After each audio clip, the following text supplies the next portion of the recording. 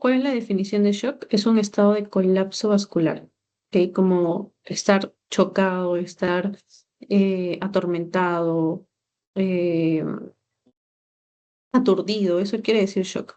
Pero colapso vascular se refiere que los que están aturdidos son mis vasitos sanguíneos. Tú sabes que los vasos sanguíneos deben de vasodilatarse y vasocontraerse, ¿no? Y así regular la presión arterial. Pero imagínate que un vasito sanguíneo está muy dilatado, ¿sí? Así. Si un vasito sanguíneo está muy dilatado, no va a poder contribuir a la presión arterial.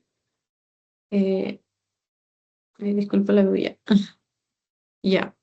Entonces, cuando un vaso sanguíneo está muy dilatado y no puede contraerse, no puede movilizarse adecuadamente, contraerse, dilatarse, a ese estado en el que el vaso sanguíneo ya pierde su función vasomotora, a eso se le llama colapso vascular. Entonces, ¿qué te va a producir si está muy dilatado? Hipotensión sistémica. Si hay poca presión, no llega bien sangrecita a los tejidos, eso se llama hipoperfusión. Y si hay poquita sangre que llega a los tejidos, se llama volumen sanguíneo disminuido, ¿no? Sangre disminuida en sangre, sangre disminuida en los tejidos.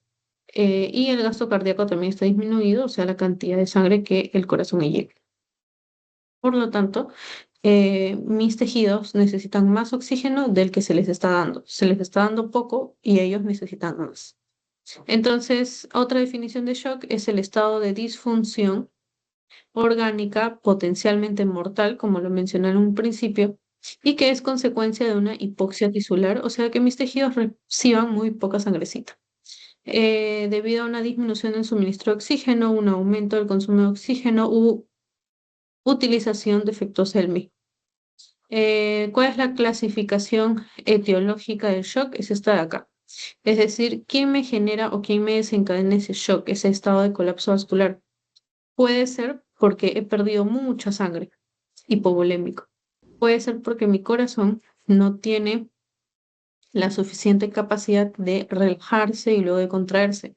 O sea, mi corazón está obstruido, no por dentro, sino por fuera. Luego, cardiogénico quiere decir que mi corazón no puede contraerse por sí mismo.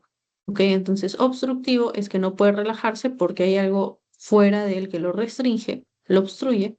Y cardiogénico es que el propio corazón, no es que por fuera, por dentro, sino la propia pared del corazón, no funciona, no puede eyectar sangrecita. Y finalmente el distributivo, que es cuando hay una vasodilatación severa de inicio. Entonces, todos estos mecanismos van a terminar en shock.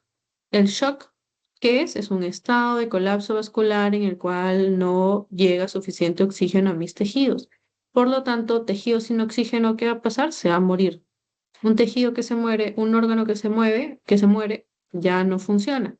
Si ya no funciona, hay disfunción no solo de un órgano, porque no solo un órgano se está quedando sin sangrecita, sino muchos órganos. Entonces, a esa disfunción se le llama multiorgánica, porque es de múltiples órganos. Entonces, imagínate que tus riñones fallen, que tus intestinos fallen, que tu hígado falle, que tu corazón falle, que tu pulmón falla, eso ya es muerte, acompañado, por supuesto, de la falla o de la disfunción a nivel cerebral. La cascada por la cual se produce todo lo vamos a ver en un momento, pero vamos a ver acá cada uno por uno. Vamos a comenzar con el primero más frecuente. Uy, no está. ¿Dónde está mi primero más frecuente? Aquí está, el distributivo. O sea, el que es generado por una vasodilatación. ¿No? Como ves acá, el shock distributivo es cuando hay una reducción de la resistencia vascular periférica. Como tú ya sabes, la resistencia vascular periférica es esa resistencia que ofrecen mis vasos sanguíneos a la sangre. Por lo tanto, mientras más contraído esté un vaso, quiere decir que más resistencia hace al pasaje de la sangre, ¿no? Porque un vaso sanguíneo cerrado, contraído, va a dificultar el pasaje de sangre, porque adentro el espacio es pequeño. En cambio, un vaso sanguíneo muy dilatado, ¿qué va a pasar con la sangre? Va a pasar fácil, o sea, ofrece poca resistencia. Entonces, en este caso del shock distributivo, ¿cómo está la resistencia? Muy baja. Como la resistencia está muy baja, eso se compensa aumentando el gasto cardíaco. O sea, el corazón comienza a latir más rápido para mandar más y más y más sangre y compensar la presión arterial. Eh, ya, por ese motivo es que en un shock distributivo, como de inicio hay una vasodilatación, la piel del paciente está caliente, porque recuerda que los vasos sanguíneos guardan temperatura. Entonces, si yo dilato el vaso sanguíneo, la temperatura se disipa y eso siento como caliente en la piel. ¿Cuáles son las causas de un shock distributivo? Anafilaxia y sepsis. ¿Cuál es la diferencia? Que la sepsis es una infección generalizada, o sea, imagínate tener no solo bacterias en los pulmones como en una neumonía, sino imagínate tener bacterias en pulmones, bacterias en riñones, bacterias en tu sangre, o sea, una gran diseminación de las bacterias en todo tu cuerpo y que eso genere que tus vasos sanguíneos se dilaten mucho. ¿Y por qué un vaso sanguíneo se dilata en la inflamación o en una infección? Para permitir la llegada de leucocitos. Entonces, en este caso, como hay una gran infección, va a haber más vasodilatación para hacer llegar más leucocitos hacia ese bacteria, hacia esa bacteria. Por lo tanto, así se genera la sepsis, causada por una reacción inflamatoria severa ante una infección. Ya. Luego está el shock anafiláctico o distributivo anafiláctico, que es cuando tus vasos sanguíneos se dilatan mucho, pero no por una infección, sino por una alergia. Tú sabes que cuando uno tiene alergia, por ejemplo, asma, por ejemplo, alergia al polen, alergia al polvo, eso produce vasodilatación. Pero si estás muy expuesto a ese agente, te genera mucha vasodilatación y por eso se llama shock distributivo anafiláctico, el más frecuente. Ahora vamos a ver al segundo más frecuente, el cardiogénico, o sea, el corazón. Algo le pasó a él. Por ejemplo, acá estamos viendo que una parte de mi corazón se murió. ¿Y cómo se murió? O sea, es un infarto agudo de miocardio. Él ya no puede contraerse para bombear sangrecita, entonces disminuye el volumen que eyecta, disminuye la presión arterial, disminuye la llegada de oxígeno a mis tejidos y por lo tanto es un shock cardiogénico. Entonces, ¿cuál es la causa más frecuente? Un fallo de los ventrículos, o sea, en la sístole por el infarto agudo de miocardio. Y las arritmias son la segunda causa más frecuente, ¿no? Ya. Luego, en tercer lugar, el choque hipovolémico. Quiere decir que he perdido mucha sangre y eso hace que mis tejidos tengan menor oxígeno. ¿De qué maneras puedo perder mucha sangre? Bueno, hemorragia. No solo es perder mucha sangre, sino recuerda que en la sangre hay líquido, ¿ok? No solo son eritrocitos. Pierdo mucho líquido a través de las diarreas, las quemaduras también hacen que mi piel sea más permeable, ¿no? Si quemo un pedacito de la piel, esa piel va a dejar de funcionar como una barrera y comienzo a perder líquido, sangre. También perder líquido a través de la orina, como en el caso de pacientes diabéticos. Entonces, este shock hipovolémico, por eso es el tercero más frecuente, y la triada mortal que se describe el shock hemorrágico, perdón, eh, hemorrágico hipovolémico, es la hipotermia, trastorno de coagulación y acidosis metabólica. Estos tres factores, cuando están presentes, quieren decir que ese shock hipovolémico ya prontamente va a desencadenar la muerte de la persona. Luego ves acá también otros tipos de patologías que te hacen perder líquido, que son la pancreatitis aguda y una obstrucción intestinal.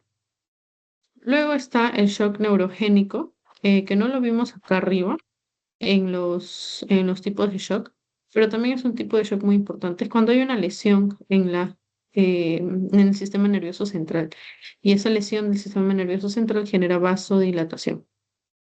El distributivo ya lo vimos, el obstructivo es básicamente que el corazón alrededor tiene algo que no le deja contraerse. Por ejemplo, un taponamiento cardíaco. Vamos a ver acá. Aquí, por ejemplo, tenemos un corazoncito, o aquí, mejor acá. Oh,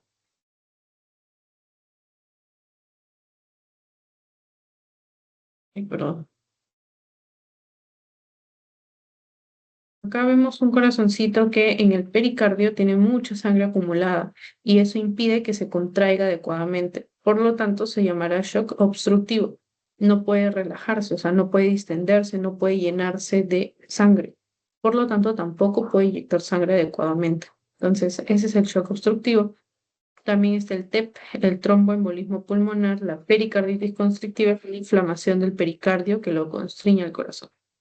Entonces, esos son los tipos de shock. Acá vamos a ver un mega resumen de los cuatro, perdón, de los cinco. El shock hipovolémico, ¿por qué es? Pérdida de líquido. Si pierdo líquido, disminuye la llegada de líquido a mi corazón, de sangre, tengo menos sangre que inyectar, o sea, menor gasto cardíaco. El obstructivo, mi corazón no se relaja bien. Si no se relaja bien, no se llena bien. Si no se llena bien, menos sangrecita que inyectar, menos gasto cardíaco. Cardiogénico, mi corazón está lesionado por un infarto. Si el corazón está lesionado, no se puede contraer bien, menos gasto cardíaco. El distributivo, la disminución de la resistencia arterial periférica hace que disminuya, o perdón, que aumente el gasto cardíaco, aparentemente, pero ese aumento del gasto cardíaco no compensa que la resistencia vascular periférica esté muy disminuida. O sea, el vaso sanguíneo está muy dilatado, que por más sangre que le mande el corazón, no aumenta la presión arterial. Entonces, el bajo gasto cardíaco de estos tres mecanismos baja la presión arterial y el distributivo que no se puede compensar bien baja la presión arterial. Todo eso me lleva a shock. Luego, fracaso multiorgánico y finalmente muerte porque ya mis órganos, mis sistemas no están funcionando. Acá vemos una comparación de la presión de los diferentes tipos de shock, ¿no? Como hemos visto, en todos los tipos de shock hay menor presión arterial.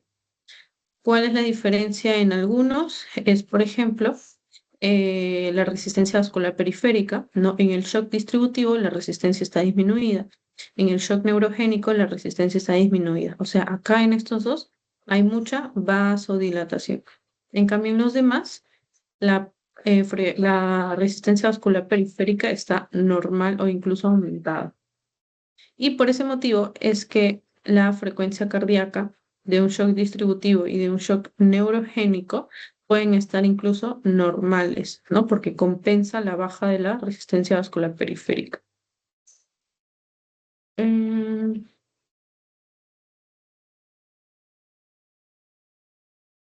Hablando específicamente, María, del shock hemorrágico, esto lo tienes que aprender porque viene en los exámenes. Es muy preguntado. Son los tipos de shock hemorrágico de acuerdo a cuánta sangre se haya perdido. Acá puedes ver que hay como una pequeña mnemotecnia. El tipo 1, 15% de pérdida de sangre. Y acuérdate, 15, 75. 15% equivale a 750. Tipo 2, 15 a 30, ¿no? Tipo 2, el número 2, el 20 está al medio, ¿no? De 15, que era del 1, a 30. Y el 3, ¿3 de qué? 3 de 30. Y el 4, ¿4 de qué? 4 de más de 40. ¿Ok? Ya. Uy, me parece escuchar un sonidito. Ah, ya, ahora sí. Entonces, esa es una pequeña memotecnia para recordar los tipos de shock, los porcentajes que se pierden y el volumen. Sugiero que se aprendan esto.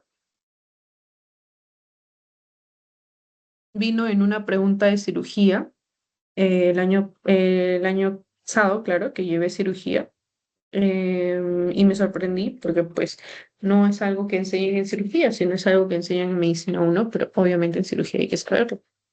Entonces, acá ya tienen un truquito. Esto de la frecuencia cardíaca, la verdad, es relativo, porque una persona que pierde de 15 a 30% de sangre puede tener una frecuencia en 110, 120. Entonces, no, realmente no me parece significativo lo del pulso. Lo que sí me parece significativo es lo de la presión. La presión arterial del shock tipo 1, como ha perdido poca sangre, está normal. Pero en el shock tipo 4 ya la presión baja tremendamente porque ya perdió más sangre, entonces mis vasos sanguíneos ya no están llenos de sangre, ya la presión baja. ¿Ok? Em, Obviamente una persona va a estar más agitada mientras menos volumen tenga porque el corazón también está más taquicárdico, ¿no? Taquicardia, frecuencia cardíaca elevada Eso quiere decir que estoy compensando una hemorragia. Esto es acerca de cómo se regula la hipovolemia, ¿no? La hipovolemia en primer lugar, ¿por qué se produce? Por pérdida de plasma, pérdida de sangre, pérdida de electrolitos. Si tengo menos volumen en mi sangre, menos sangre llega al corazón, menos sangre bombea al corazón, por lo tanto, menos presión arterial. Si tengo menos presión arterial, se activan los sistemas de regulación de la presión arterial a nivel del riñón, el sistema renina-angiotensina-aldosterona, y a nivel de la bifurcación de la arteria carótida, los varoreceptores. Acá tienen un poco más acerca del shock cardiogénico, pero en realidad es lo mismo que ya les dije, es un infarto me lleva a disfunción del ventrículo. Y esto también es lo mismo, es acerca de la lesión miocárdica que produce disfunción de la contractibilidad y eso produce menor presión arterial. Em, esto de acá, que es ya lo último, son las tres fases, es lo último, pero lo más importante, que viene incluso en exámenes de salud, que son las tres fases del shock. La primera fase, ¿no? Como dice su nombre, fase inicial o fase no progresiva o de compensación, es una fase en la cual tu paciente baja el volumen de sangre o baja la presión arterial y de alguna manera el cuerpo lo regule. O sea, por eso dice que está compensada, porque tu presión baja, pero luego tú misma o tu cuerpo mismo sube la presión, estimulando el sistema renina-angiotensina-aldosterona, los vasoreceptores, el sistema nervioso simpático, todo ello. Por eso se llama fase pre-shock o de shock compensado. Y como dice acá, ¿no? Se activa el simpático, se activa el sistema renina-angiotensina-aldosterona y todo eso busca normalizar la presión arterial. Pero imagínate perder tanta sangre o que tu corazón se haya infartado tanto que llega un punto en el que ya tu cuerpo no lo puede compensar. Entonces tu presión sí o sí va a bajar. Ya pasaste de una fase uno, pongamos de un shock hemorrágico en el que tu presión estaba controlada, o de una fase 2 donde también ya estaba compensada, a una fase 3 en la que ya tu cuerpo no puede compensar la presión arterial porque estás perdiendo mucha sangre. Igual. Esa fase en la que ya no puedes compensar bien se llama fase de descompensación. Su mismo nombre lo dice, o shock descompensado. Entonces, ¿qué voy a tener en esta fase? Voy a ver que como mi paciente no regula su presión arterial, entonces ya se siente las consecuencias de tener una disminución de la perfusión de los tejidos, ¿no? Por ejemplo, acidosis metabólica. ¿Por qué? Porque recuerden que las células, cuando eh, tienen menor aporte de oxígeno, producen metabolismo anaerobio. Y el metabolismo anaerobio produce lactato. Y el lactato en sangre produce acidosis láctica. ¿Por qué? Porque el lactato es un ácido. Ahora, si deja llegar oxígeno adecuadamente a mi sistema nervioso central, ¿qué tengo? Confusión, voy a estar somnoliento, no voy a responder a lo que me digan, voy a pensar que estoy, no sé, en otro lugar cuando en realidad no, voy a confundir a mis familiares, etcétera. También si hay menos sangrecita llegando a los riñones y por perfusión renal. Entonces, acerca de la saturación venosa de oxígeno, bueno, se refiere a que obviamente va a haber menor oxígeno en las venas porque todo el oxígeno quiere irse hacia los tejidos. Menor presión venosa a nivel central porque recuerden que el corazón está recibiendo menos sangrecita. Y finalmente la fase irreversible es cuando ya la persona ya tiene todas las consecuencias de un shock, o sea, de la baja perfusión de oxígeno, ¿no?